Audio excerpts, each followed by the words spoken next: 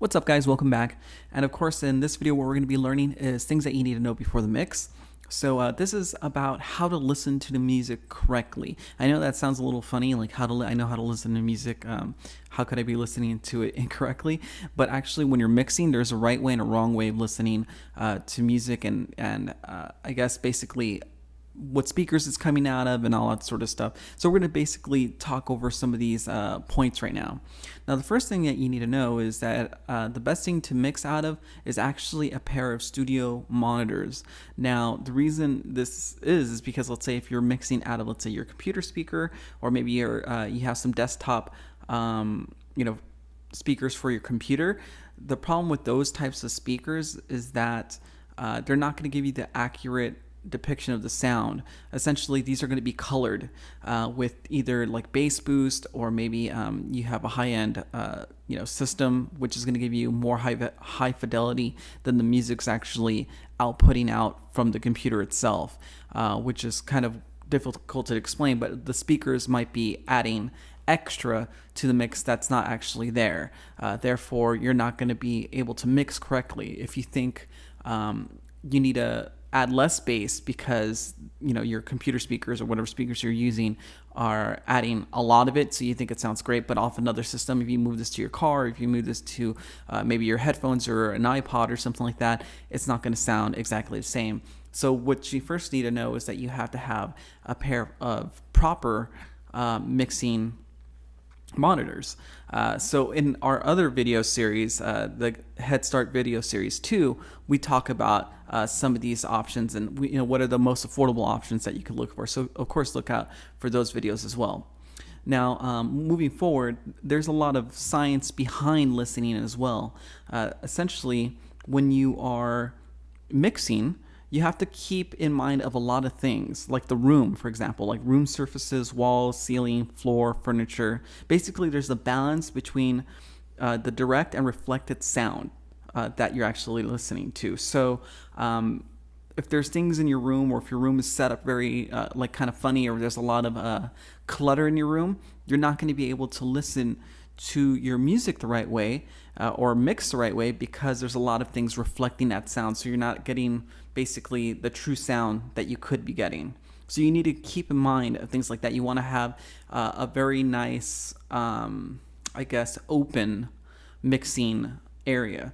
And I'll show you a couple of diagrams right here. Now, the first thing you need to keep in mind right here, this is called the equilateral triangle listening system. So basically, you have two speakers and yourself, and you have to make sure that everything is pretty much equidistant from each other in a triangle shape. So let's go ahead and take a look at this right here. I'm going to move this a little bit closer so you can see it. So essentially, it looks like the best way to have this set up is in 60 degrees.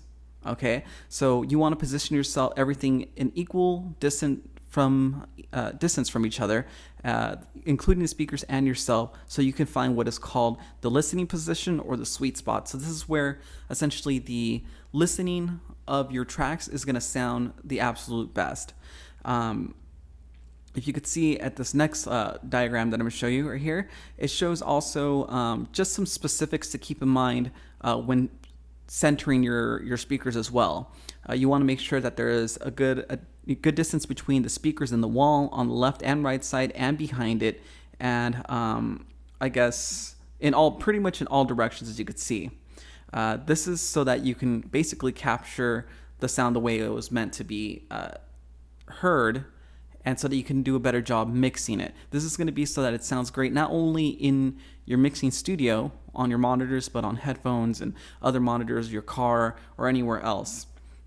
So that's basically what you need to keep in mind. Now, another thing that you guys can do for mixing and for setting up your room for mixing is, before you begin mixing any other person's track, listen to other people's music. Listen to your favorite song. Find out why you like it. Pay attention to the mixing, the panning, where the position of, let's say, the snare drum is on each speaker. So is it on the left side or is it on the right side? Where's the bass coming from? It sounds like it's coming from the center.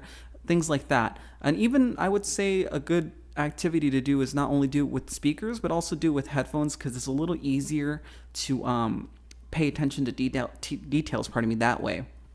So those are basically, that's all the basic stuff that you need to know. Of course, if you're in the recording connection program, in our bachelor's program or a master's program, we teach so much more about this in our books, and of course you're going to be learning so much more with your mentor.